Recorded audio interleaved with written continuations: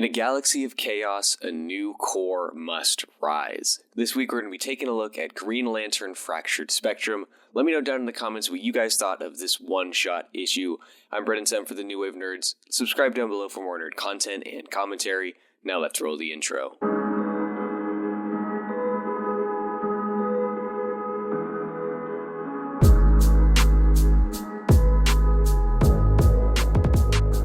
Green Lantern Fractured Spectrum is written by Jeremy Adams and illustrated by V. Ken Marion.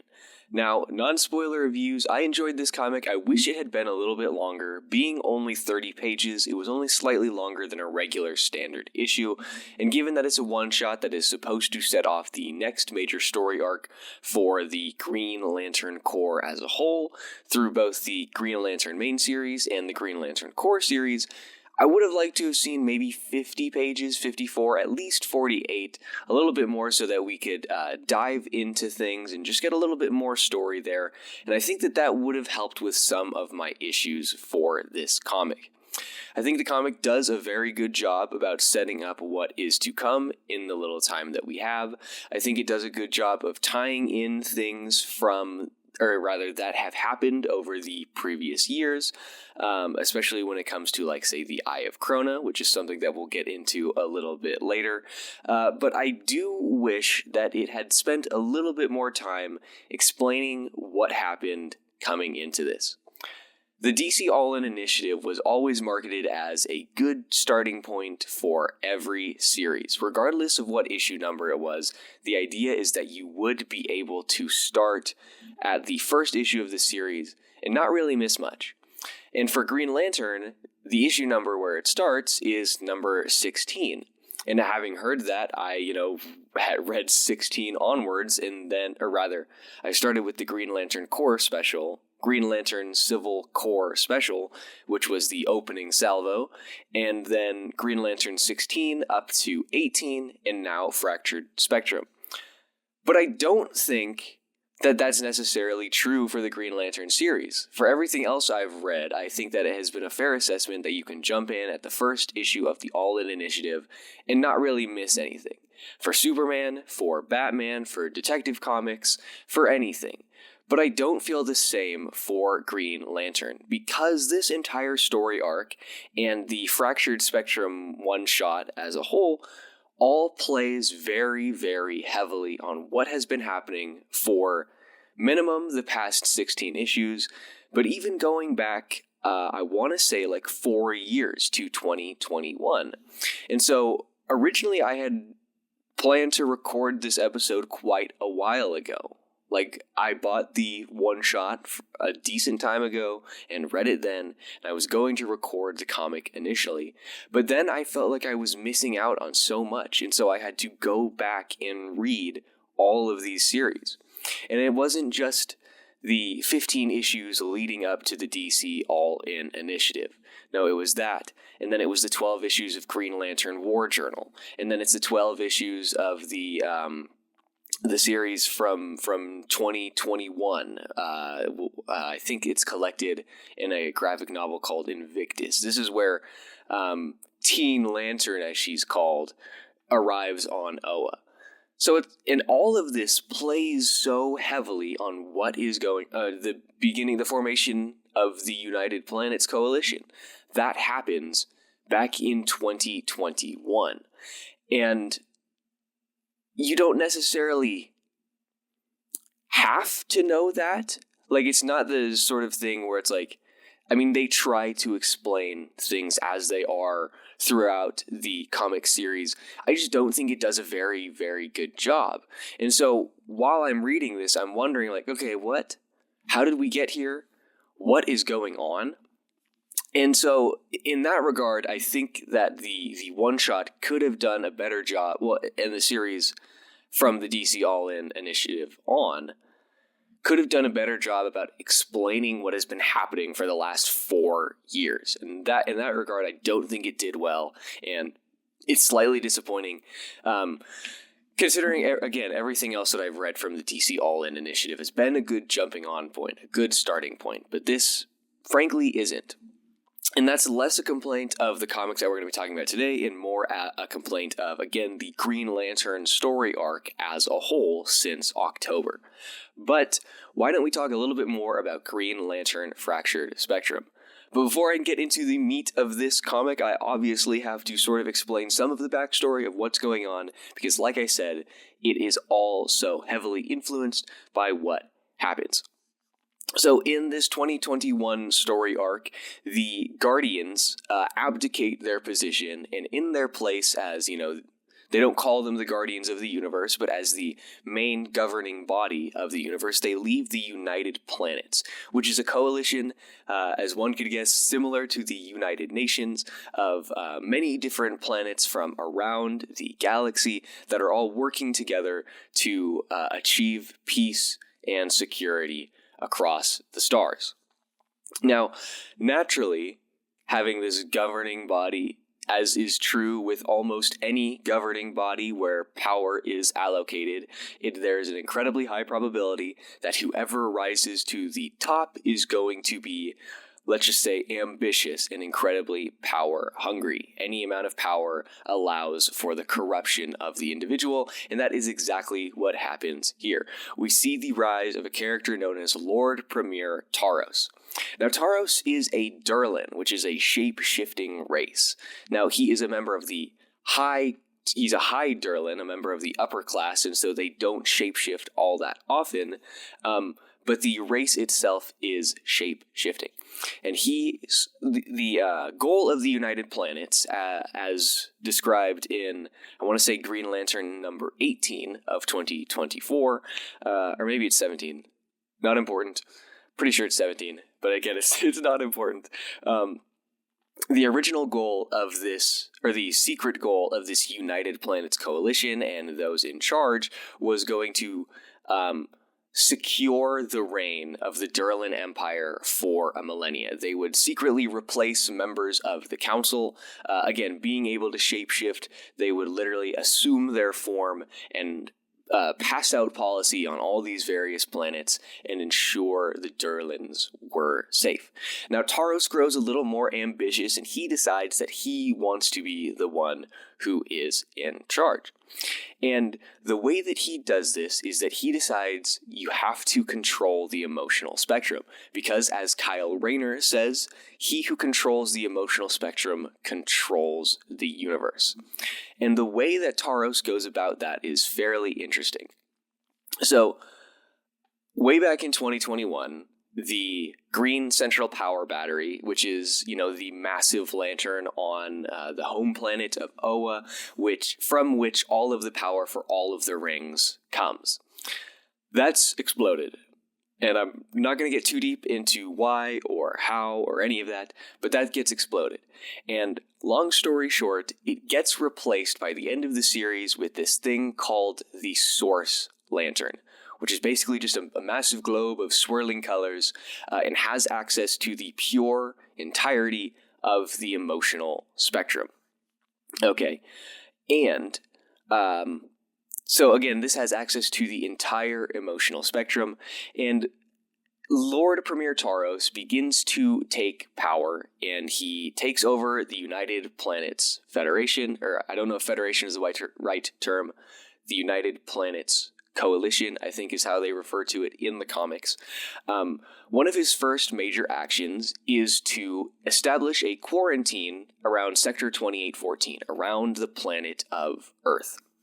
Now, the reason for this, that he says, is because the planet Earth is unique as this place of instability in the galaxy.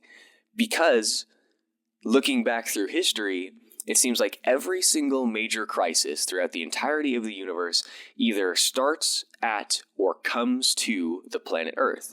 And so he's like, okay, let's just shut this off from everybody else. We'll try and get everything safe for now.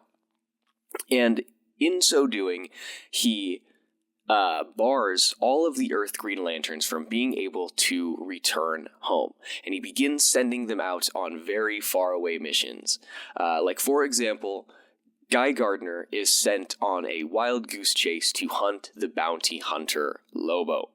Now, quick aside, because it's going to matter later, when Guy Gardner goes after Lobo, again, very long and short, he gets stuck in a Brainiac bottle as part of the House of Brainiac event. And so he's stuck there. But so he's sending all of the Earth, all of the veteran lanterns away. And he's sending them away, and suddenly their rings are coming back, and he is instituting new lanterns called the United Planets Lanterns. Quite an original name. And these United Planets Lanterns are unique because they have the ability to alter their color of the emotional spectrum at will.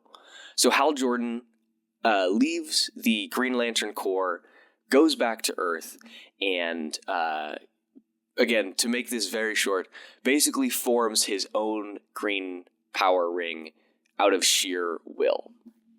And when this happens, the United Planets Lanterns learn that there is a rogue ring on Earth, which again, there's a quarantine there, so there's not supposed to be any rings apart from, United Planets Lanterns. And they attack Hal, and when they do this, they, mid-combat, alter the color of their rings, the color of their light.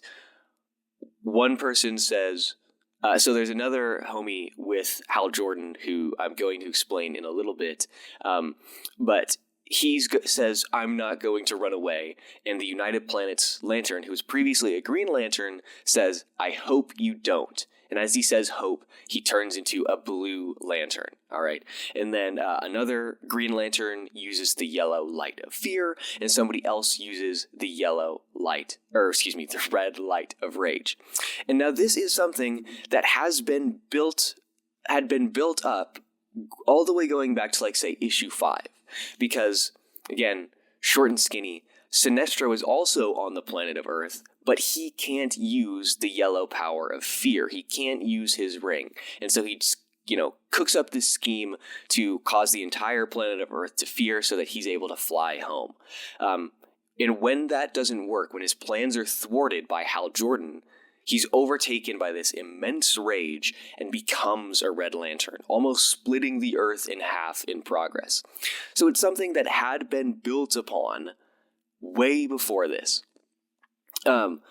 But in any case, back to Lord Premier Thaaros. Again, he is trying to solidify his control of the emotional spectrum. And so the way that he goes about this, is he orders the destruction, covertly, of course. He covertly orders the destruction of the various central power batteries. So over the course of these 15 episodes before the DC All Initiative, we see the destruction of, I think, all of the lanterns. So the green one gets destroyed 3 or 4 years ago in 2021. And then we see the destruction of the Sinestro Core battery, which is yellow for fear. The Blue Lantern Core battery, which is for hope. We see the destruction of the red on Ismalt for rage. The destruction of the orange on, I think, the planet Okara for greed. And the violets, the Star Sapphires on Zamaron. I think that's all of them, because I think the only core that was unaffected by this is the Indigo Tribe, because they don't have a central power battery. Their power works differently, if I remember correctly. And so we see the destruction of all of the power batteries. So the only one that remains is the Source Lantern on the planet of Oa, which again has access to the entire emotional spectrum. Now, throughout the course of this, we realize that the reason that these United Planets Lanterns are able to shift color at will is because of the tampering of Lord Premier Thaaros. He has been experimenting on one of the Earth Lanterns, a young girl, I think she's 11 years old, by the name of Kelly, and he has learned of a way to force other people to shift colors according to his will, essentially a form of mind control. For example, he is trying to breach the Source Lantern to get inside and unlock its magical power. He has an orange lantern he has a red lantern behind him originally. He puts his hand on his shoulder and says, "You have been given a great duty. You are greedy to serve the cause." And that United Planets lantern shifts from red to orange, and then starts talking about how it's his glory and it's mine. And then he runs into the source lantern and, spoiler alert, dies. Now, when Lord Premier Thaaros is destroying the central power batteries, that is obviously having a massive effect on the emotional spectrum as a whole. Everybody is sort of vaguely aware of this. Hal Jordan is vaguely aware of it. When he's battling Sinestro on Earth, when Sinestro is a Red Lantern, Hal is saying, "Something's wrong. You're not supposed to be able to do this. Something is happening with the emotional spectrum," but he doesn't really know what. But Kyle Rayner is a Green Lantern who is so incredibly in tune with the entire emotional spectrum. So in tune. He feels everything so acutely. He is one of the few people who has, shifted to every core. He has worn a power ring of every single core at one point. He has been a White Lantern. This is a man who feels the emotional spectrum. And when all of this is going on, with the destruction of the central power batteries, he is put into, basically, pun only partially intended here, into an emotional breakdown. He's hiding in the corner, his knees are up against his chest, his head is in his hands, and he's rocking back and forth saying, "The spectrum is fracturing. The spectrum is fracturing." And, I'll speed things along here so we can get to the actual comic book. Because again, you see what I mean? This is a lot of information that is incredibly important to this comic book. And most of it doesn't really get explained here. But in any case, so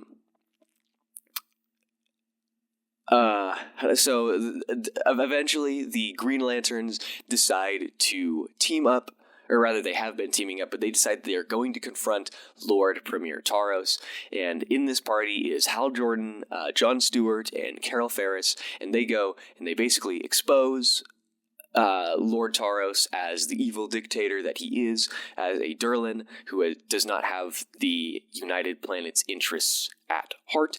And naturally, a fight ensues. In the fight, the other Durlans, who again are on the side of Lord Premier Thaaros, or rather were on the side, because they now realize that he has grown mad with power and crazy with ambition, they call in their ultimate weapon, which is a former Durlan United Planets Lantern who has, because of a conflict with John Stewart, lost his physical form. So he is now essentially like a spectral wraith, and he's crazy. And the Durlans call him in, and he stabs Lord Premier Thaaros in the chest, killing him. Now, killing should have been in air quotes, because he's not quite dead. Somehow, so in his last act, he uses, again, his power to manipulate the emotions of sentient beings and causes the Green Lantern planet of Mogo, which again is a sentient Mogo, to crash into the planet that they are standing on, Thanagar. And Thanagar explodes into 1,000,000 pieces. And, what's his name? Lord Premier Thaaros is just floating out in space. And again, he should be dead, but somehow he's not.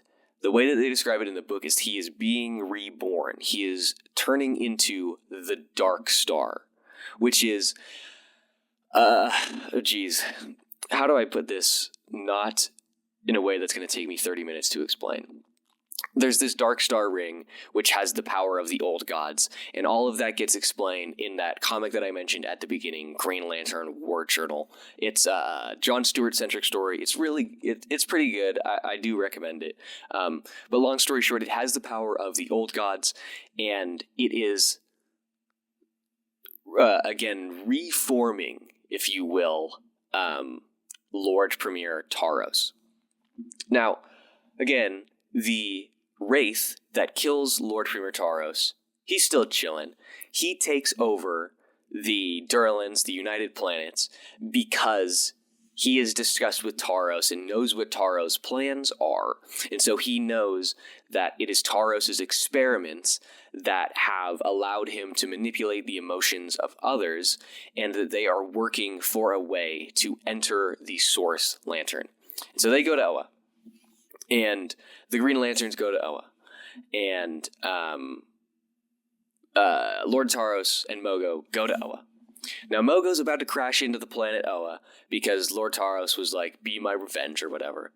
And just before Mogo smashes into Oa, Sinestro, again a Red Lantern, comes out of the woodworks, comes out of space, crash lands directly onto the surface of Mogo, and like absorbs all of the Red Lantern energy. Hal saves him, takes him back to Oa, and they prepare for the fight of their lives. They're fighting the entirety of the United Planet's core, and they are fighting this Wraith, and shortly through this battle, or halfway through this battle, Lord Thaaros shows up as well. But before that can happen, before Lord Thaaros gets there, they are fighting in the bottom level of the science cells, where they're doing the experiments to get into the Source Lantern. They put up a valiant effort, but of course, the Wraith gets the Source Lantern ring, which is the thing that they've been working on to enter the Source Lantern, picks it up, and basically ascends. He turns from this, like, you know, black smoke, black and purple, like, transparent smoke thing, into a much more solidified, like, white fire being, and he walks into the Source Lantern. Now, when he walks into the Source Lantern, again, Kyle Rayner is sitting down in the crypts, shaking. He's like, the spectrum is fracturing. It's too much. Somebody needs to save it. But as soon as this gentleman walks into the Source Lantern, Kyle Rayner, like, snaps to and realizes he's going to destroy the emotional spectrum. And he stands up strong and tall, suddenly now a White Lantern, and he says, "This is my destiny. I have to save the spectrum." And he flies into the Source Lantern to fight the Wraith. And then Lord Premier Thaaros shows up, and a battle ensues. Long story short, Kyle Rayner fails in stopping the Wraith from destroying the Source Lantern. It explodes into a million pieces, and the Wraith fights Lord Premier Thaaros. Now, when this happens, eventually these guys decide, hey man, we should put our fight on pause and just get rid of these Earth Lanterns, because they're getting pretty annoying. And the other guy's like, all right, yeah. So they agree that they're going to pause their fight to fight the Earth Lanterns. But right as that happens, a recently resurrected Kilowog, because apparently Kilowog, well, he was never really dead, allegedly. But in any case, Kilowog and Jessica Cruz show up and help the other Lanterns, and they push Lord Thaaros and the Wraith, whose name is Star Shroud. I don't know if I've ever said that. They push them into this dimensional rift that Lord Thaaros has created, and then they close them in there, presumably forever. And that's the end of the Green Lantern Civil Corps. And again, this sets the stage for everything that happens in here. Everything that happens in Green Lantern Fractured Spectrum plays directly and heavily upon the events that I have just discussed. Again, spanning the past basically 4 years, but at minimum, the past, what did I say, 15 plus 12, the past 27 issues. 27! That's a lot of issues, okay? That's a lot of backstory. That's a lot of stuff going on. I mean, it took me like 20 minutes to explain all this, and we haven't even gotten to the main comic. So again, this is my problem with this comic, is that I didn't know any of that. Because again, I read the Civil Corps, and I read the 16, 17, and 18, and that was all that I read of the recent Green Lantern run before I read this. And so I got in there, and I was like, who is this Thaaros guy? What's the United Planets? Where are the Guardians? what do you mean all of the power batteries are destroyed? If the power batteries are destroyed, how are you using your ring? So in short, I think the fact that they claimed that all series, regardless of the issue number, would be good starting points for the DC All-In initiative. Again, Batman, Superman, Detective Comics. I still haven't read the Nightwing comics, but I have like 3 issues or whatever of the DC All-In initiative. So I will have another example in a little while. But so far, of what I've read, Green Lantern is the exact opposite of that claim. But in any case, I like Green Lantern, so I'll take any excuse to go read more comics. And I do enjoy the writing of Jeremy Adams, again, who's the gentleman who wrote the past 15 issues and this one-shot issue. Okay, so now that Lord Thaaros has been finished, Jessica Cruz is now instated as the head of the Green Lantern Corps, and she's going to be advised by a set of new Guardians who are being birthed from the Source Lantern. But the Source Lantern exploded before they could be fully formed, so they're like kind of like little children Guardians. But they don't direct the actions of the Green Lantern Corps anymore. That falls solely to Jessica Cruz. Rather, the Guardians serve only in an advisory capacity. Advisory. I don't know if advisory is a word. But in any case. So, there's this really cool scene in this comic. Okay, so now we're actually getting into this comic. Again, I just can't get over the fact that I had to spend 20 minutes getting the backstory just so we could understand all this. And there's something that I missed, which I'm going to have to explain in a little bit here. But anyways, we're in this meeting in the Great Hall of Oa. Jessica Cruz is revealed as the new head of the Corps, with the Guardians acting in an advisory capacity. And she's giving this speech, which is a great speech, talking about how people across the entire universe have been manifesting these... They've just been manifesting powers of the emotional spectrum without control and just seemingly randomly. And Kyle Rayner has dubbed these people fractal lanterns.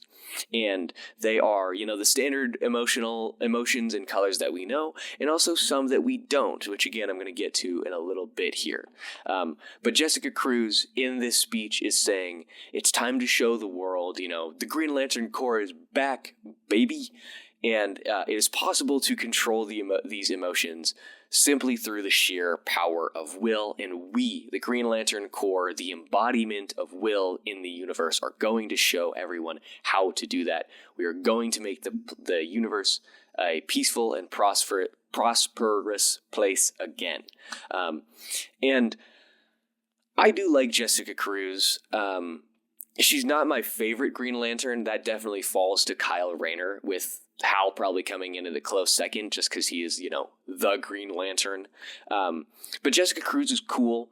I think it's interesting. I would like to read a little bit more about her. I've only read some of her stuff as it pertains to like the Justice League. I didn't read the Green Lantern Rebirth series, which focuses on her and Simon Baz. But again, in preparation for this, I read part of what I had to read in the storyline follows Jessica Cruz becoming a Yellow Lantern. And I think her story arc in that is really, really cool. I like that a lot. And so I'm interested to see how she performs as the leader of the Corps. I think it's going to be interesting. Unfortunately, it means likely we're not going to get to actually see her do much again because she's the leader. She's not going to be in I would assume she's not really going to be out doing field missions or anything. She's going to need to be governing and coordinating efforts and stuff, which kind of sucks. But I hope we get to see a lot of her in the upcoming Green Lantern Corps special. So that is not a problem that I have with this comic book. I think it's an interesting addition, and it does make a certain amount of sense given her ability to overcome fear. Now, while we are in this meeting, while we're having this speech where Jessica Cruz is outlining the new Green Lantern Corps mission, a crack-a-boom sounds outside of the Great Hall, and we cut over to see what's happening, and Guy Gardner is being attacked by one of these fractal lanterns called the Sorrow Lantern. Now, the Sorrow Lantern is, again, another person that was introduced in these 15 issues before the DC All-In Initiative. His name is Nathan Broom, and he was formerly the fiance of Carol Ferris, longtime love interest for Hal Jordan.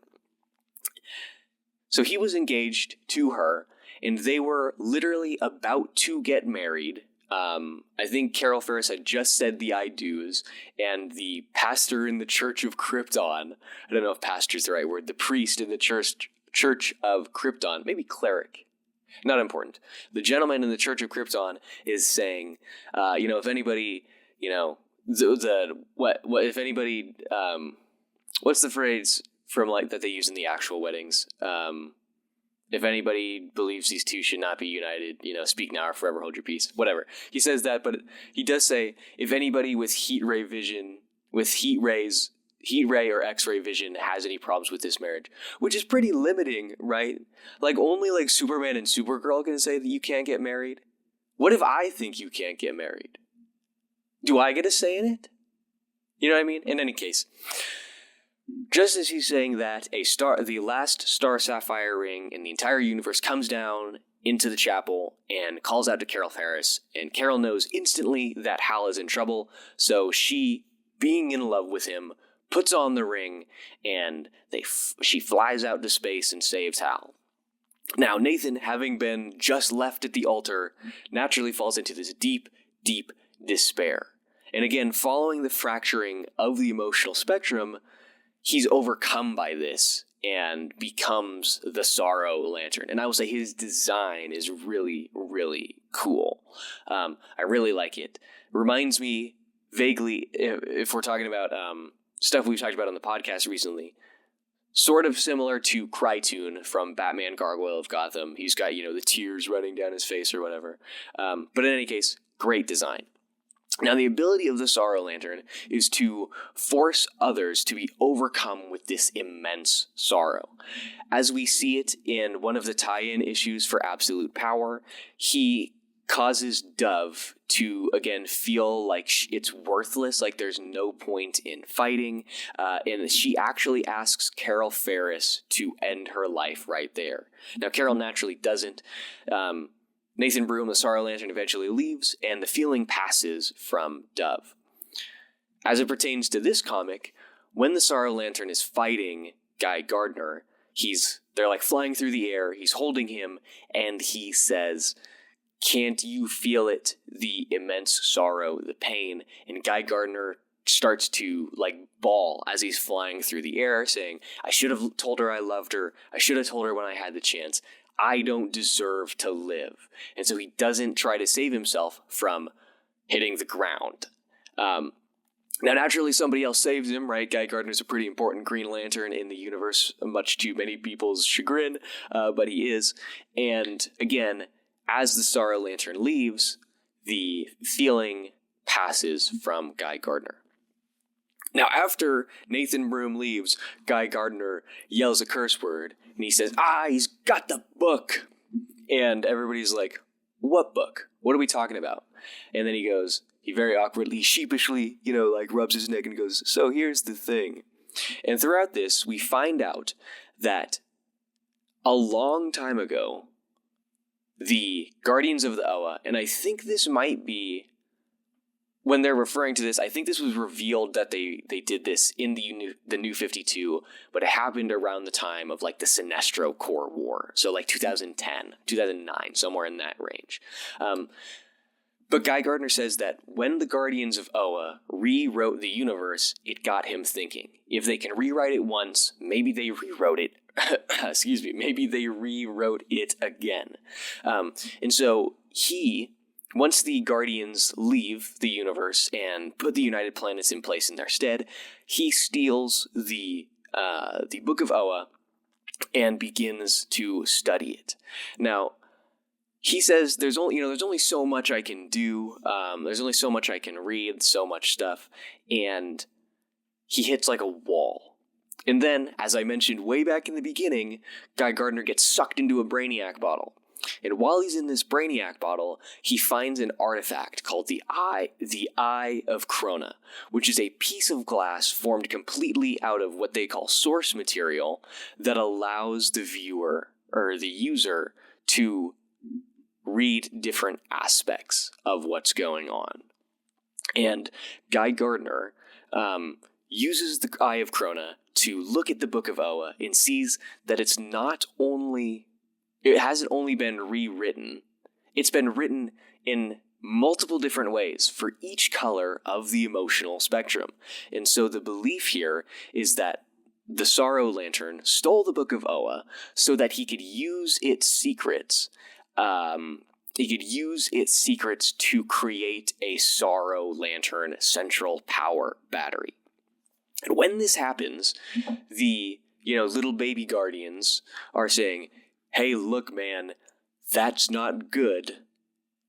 That wouldn't just be bad. That would mean the entire destruction of the universe. The Sorrow Lantern is not a regular aspect of the emotional light spectrum. It is a refraction of light, an abomination, an aberration. And if a gentleman such as this is able to form a central core battery, then it would spell out the destruction of the universe. Now, as we learn, again, I want to say this is the epilogue of the Absolute Power tie-in. I think it's the second issue, so it's Green Lantern number 15, which came out in 2024.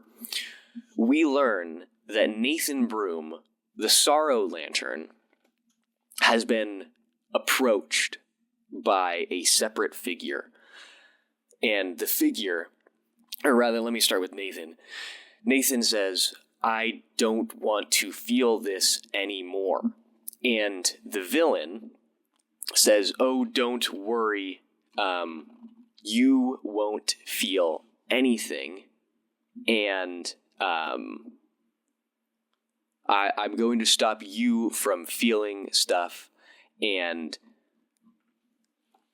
I'll be able to save you from feeling, and I will save the entire universe from feeling.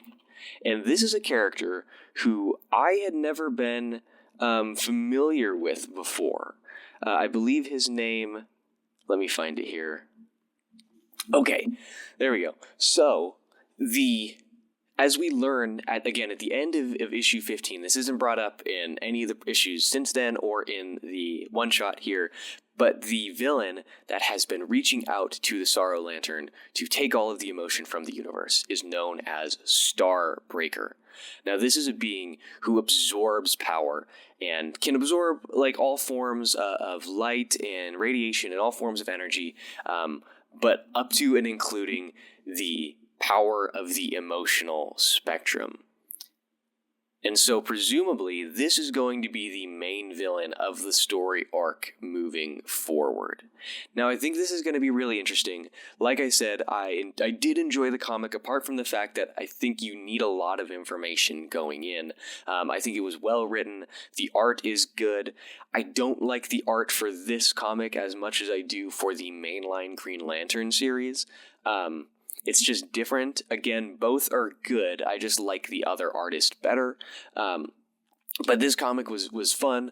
I would definitely recommend it, especially considering the fact that it is the beginning of a new Green Lantern story arc that is going to continue in Green Lantern number 19, which is on sale January 29th, so the day after this is uploaded, and Green Lantern Corps number 1, which begins on February 12th. Now, I think we're going to leave it there, so let me know down in the comments what you guys thought of this comic book, if you enjoyed the story, or like me, you enjoyed it, but you felt like it needed to do a little bit more explaining for the backstory to be a little bit more new reader friendly, or maybe you hated it. Maybe you think Green Lantern sucks, which is a fair assessment. I used to think that way up until literally last year. I basically refuse to touch Green Lantern comics. But in any case, I think that is where we are going to call it. Let's see, this Thursday, Shayde is going to be back here reviewing a movie, reviewing the 2012 film Flight, starring Denzel Washington, and then I will be back here next Tuesday to review my own film, Back in Action, starring Jamie Foxx, Cameron Diaz, and Kyle Chandler. It was a fun movie. You're going to have to wait for my entire thoughts, and the reason that I read it, again, sort of ties into what we're discussing here. A main character in the show is Kyle Chandler, who's going to be playing the Green Lantern in the upcoming... He's going to play Green Lantern Hal Jordan in the upcoming Lanterns series. So stick around for that. Make sure that you like and subscribe. Hit the notifications bell so you never miss an episode. And we will see you guys next time.